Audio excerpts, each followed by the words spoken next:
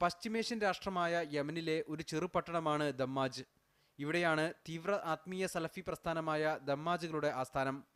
ദമ്മാജിലുള്ള ദാറുൽ ഹദീസ് എന്ന സ്ഥാപനത്തിൽ പഠിക്കാനും ജോലി ചെയ്യാനുമായി ലോകത്തിലെ വിവിധ ഭാഗങ്ങളിൽ നിന്നുള്ളവർ എത്തുന്നുണ്ട്. കേരളത്തിലെ മുജാഹിദ് ഗ്രൂപ്പിൽ നിന്നും പിളർന്നുണ്ടായ ഒരു വിഭാഗത്തിന്റെ പ്രവർത്തകർ കഴിഞ്ഞ ഒരു പതിറ്റാണ്ടായി ദമ്മാജിലേക്ക് പോകുന്നവരാണ്. ബഹുസ്വര സമൂഹത്തിൽ മതം പൂർണ്ണമായി പാലിച്ച് ജീവിക്കാനാകില്ലെന്നാണ് ഇവർ കരുതുന്നത്. തനിച്ചും കുടുംബത്തോടെയും ഇവർ ദമ്മാജിൽ പോയി ആത്മീയ ജീവിതം നയിക്കുന്നുണ്ട്.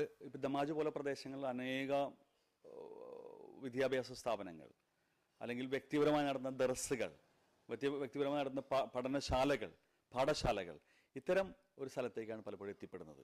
അവിടെ കുറച്ചുകൂടെ കലർപ്പില്ലാത്ത രീതിയിൽ ഇസ്ലാമികമായിട്ടുള്ള ജീവിതം നയിക്കാനും ഒരു കണ്ടാമിനേറ്റഡ് അല്ലാത്ത ഒരു ഇസ്ലാമിക ജീവിതം നയിക്കാനും പലപ്പോഴും ഇവർക്ക് സാധ്യമാവുണ്ട്. അങ്ങനെ അത്തരം ഒരു സ്വപ്നം വെച്ചുകൊണ്ടാണ്.